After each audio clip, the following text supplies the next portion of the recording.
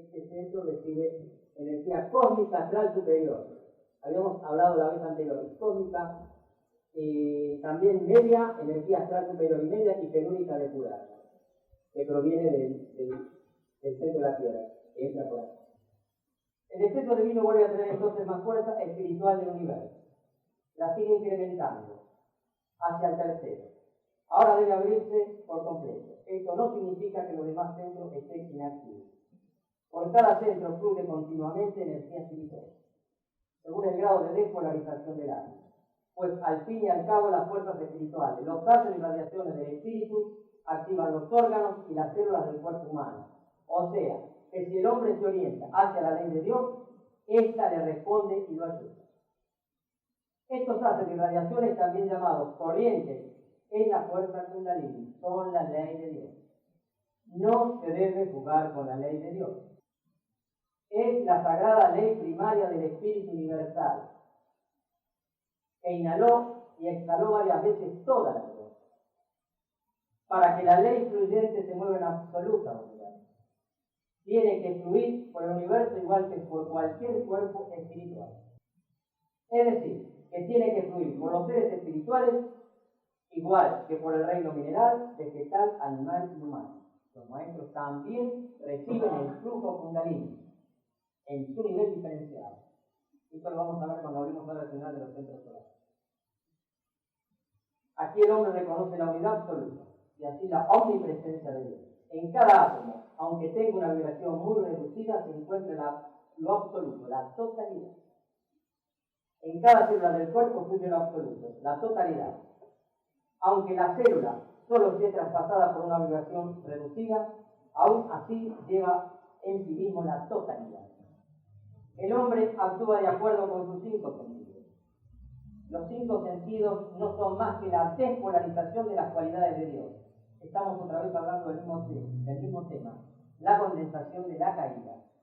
Nuestros 5 sentidos son herramientas que no tenían por qué ser. Tenemos que desarrollar clarividencia, clariaudiencia, telepatía, precognición. Entonces, ¿por qué? ¿Qué es lo que suele enseñarse y qué es lo que viene de la enseñanza oriental?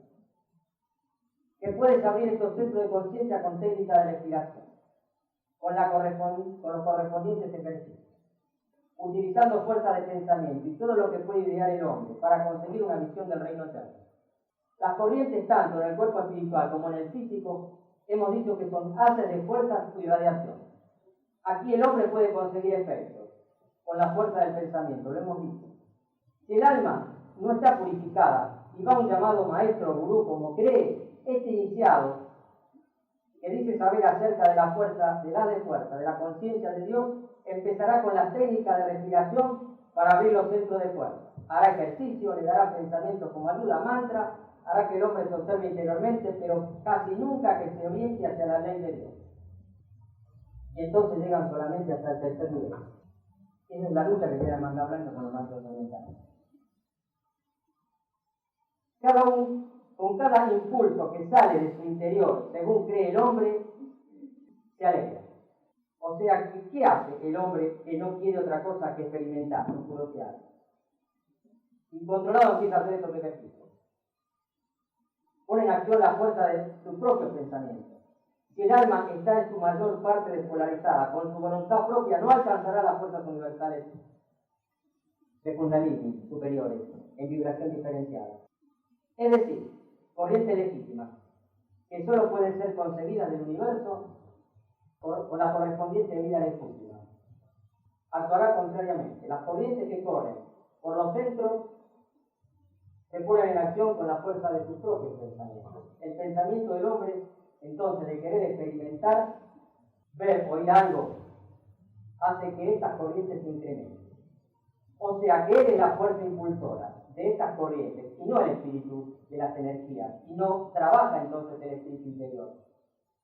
Esta fuerza de los pensamientos del hombre se une a la fuerza espiritual fluyente que hay en los centros. Así, la fuerza espiritual es incrementada, penetra con más intensidad en el cuerpo físico y activa las células del cerebro.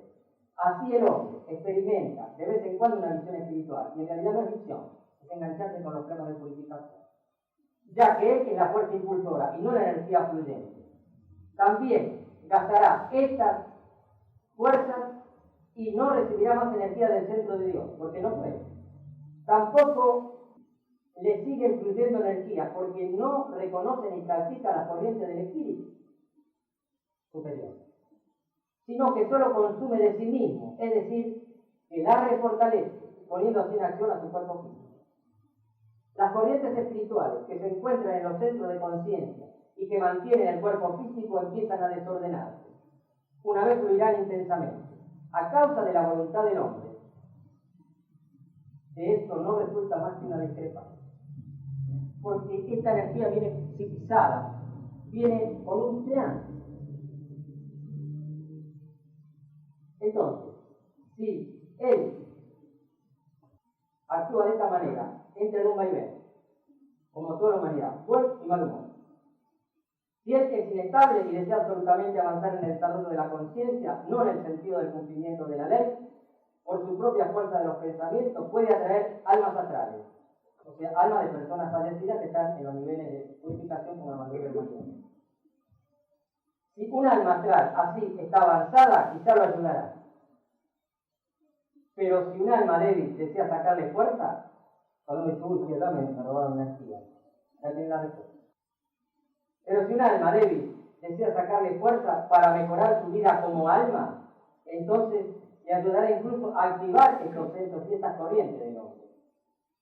Esa irradiará, junto con la fuerza de los pensamientos del hombre, hacia los correspondientes centros. Así el cuerpo físico se pone en acción. Con el movimiento hay un incremento de energía. Esta energía es fuerza espiritual refortalecida, que circula en circuito cerrado, con los elementos negativos. Es absorbida por el alma astral. Esto lo hará el alma parásita hasta que ya no tenga fuerza ni para alcanzar las corrientes espirituales del hombre. Pues la fuerza espiritual que tiene la desperdicia para fines egoístas, porque hay bajas pasiones. Sabemos que del astral viene todo aquello que no eleva, sino que tira para abajo. Por eso la fuerza espiritual de esta alma disminuye, pero también la fuerza de su víctima, a la que ha agotado. Sin embargo, esta alma sigue queriendo tener fuerza espiritual y se agarra desesperadamente a su víctima y le absorbe la fuerza. La víctima, sin embargo, no puede conseguir más energía, ya que no vive la ley de Dios. Y solo quiere algo para sí misma. Esto significa que la luz de la vida se hace cada vez más débil, que las corrientes del cerebro están sobrecargadas. Partes de las células cerebrales se vuelven latentes y el hombre enferma física y psíquicamente. Se lo llevan al sanatorio. Allí recibe medicamentos. ¿Qué son los medicamentos? No son más que un suministro de energía. Estos medicamentos incrementan por poco tiempo la fuerza del hombre. El alma parásita la vuelve a absorber, porque lo sigue. Esto puede llevar a la demencia completa del hombre, incluso a la muerte física. Fíjense que actúa Kundalini, su manejo de alimentación, su manejo de especie. El alma débil que entonces sale del cuerpo y que apenas tiene fuerza, aún así no se librará del alma parásita. El alma astral parásita sigue agarrada a la otra alma hasta que está completamente agotada. Solo entonces la deja. También hemos hablado la vez pasada de que tenemos una arteria etérica que es vulnerada por el alcohol, el tabaco, la droga y todo lo sabemos. El SIDA sobreviene y está relacionado con el primer centro, por una acumulación de energía. Vamos a ver primeramente qué pasa con el SIDA. Cuando nosotros dimos una charla en 1983, había un solo caso de SIDA, este año terminó con otro.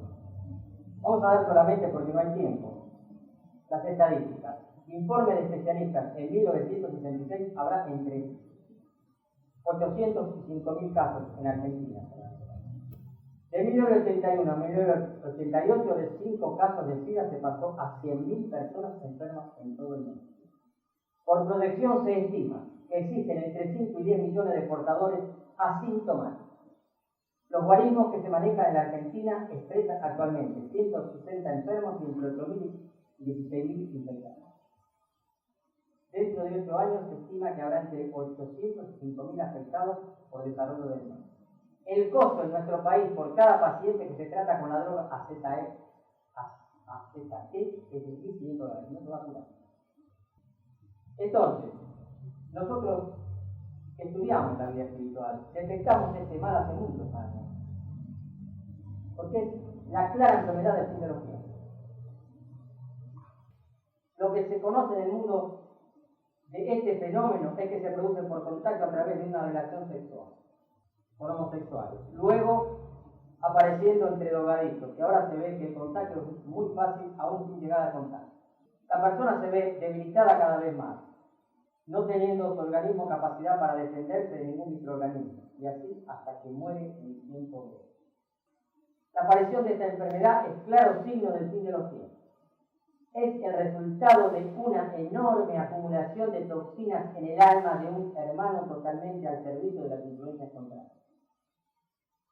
Su alta contaminación permitió esa materialización, que se dio como mutación de una célula o bacteria de su organismo. Es decir, que los átomos se transforman en virus y bacterias. Hay una transformación, porque los seres desvirtúan la energía masculina en femenina o femenina en masculina. Entonces, invierten las energías de Ida y Pingala, eso es uno. Y se produce una despolarización, o sea que despolarización significa las energías alocadas, polarización significa las energías penetrando correctamente.